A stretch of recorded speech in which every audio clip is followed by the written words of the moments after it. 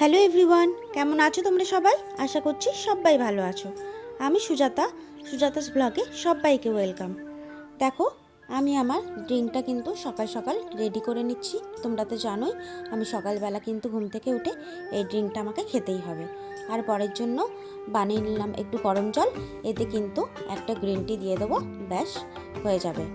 আর ছেলের জন্য বানিয়ে দিলাম একটা ডোডোর জন্য নুডলসটা বানিয়ে নিলাম, কারণ হচ্ছে এটা সহজ, দ্রুত আর বেশ মজাদার কিন্তু, আর পেটটাও ভালো ভরবে।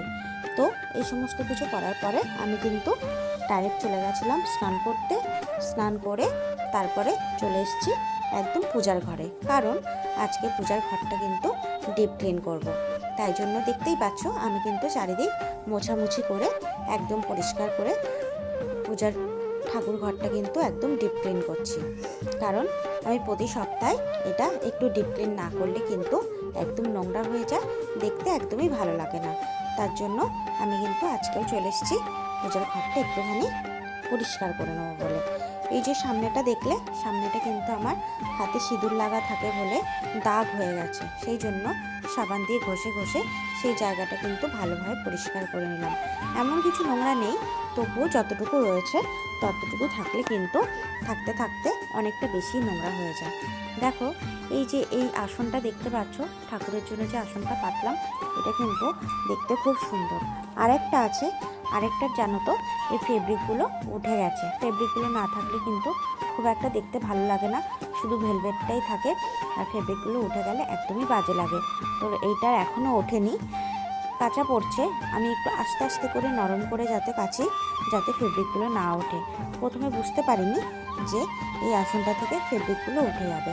তো চলো, আমার তো ঠাকুরঘর মোছা একদম কমপ্লিট। এবার কিন্তু আমি সমস্ত ঠাকুরকে সিংহাসন থেকে নামিয়ে নিয়েছি, দিয়ে তাদেরকে কিন্তু পরিষ্কার করে আমি আজকে স্নান করিয়ে দিচ্ছি।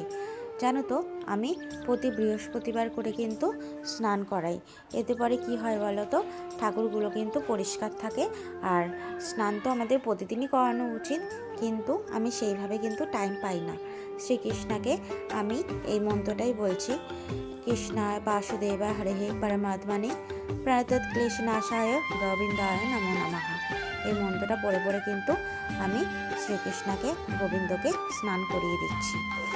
এই মন্ত্রটা কিন্তু খুবই পাওয়ারফুল, যাই বলো। এবার কিন্তু আমাদের রাধারানী, সুন্দরী রাধারানীকে কিন্তু আমি একটুখানি স্নান করিয়ে নিচ্ছি। তার সমস্ত বস্ত্র খুলে, গয়নাগাটি খুলে আমি সুন্দর করে তাকে স্নান করিয়ে দিচ্ছি।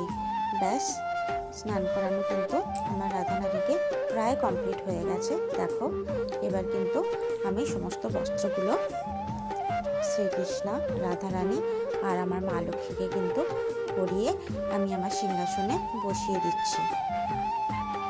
শ্রীকৃষ্ণের এই ড্রেসটা কিন্তু কৃষ্ণা ঠাকুরকে খুব সুন্দর লাগে। আমার গোবিন্দকে কিন্তু ভারী মিষ্টি দেখায়। দেখো, মুখটা যেন কি হাসি হাসি লাগছে এই ড্রেসটা পরে।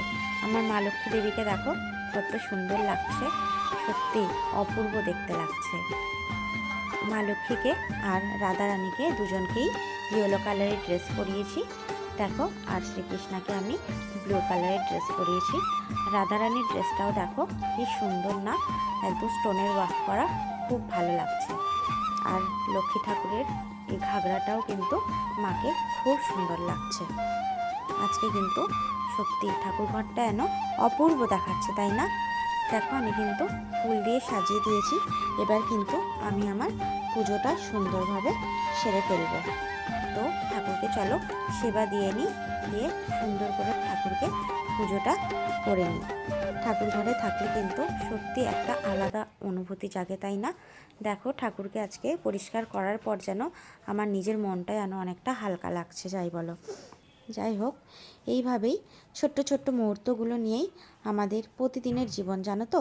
আশা করি আজকের এই সাধারণ দিনের ছোট্ট ব্লগটা আপনাদের খুবই ভালো লাগবে।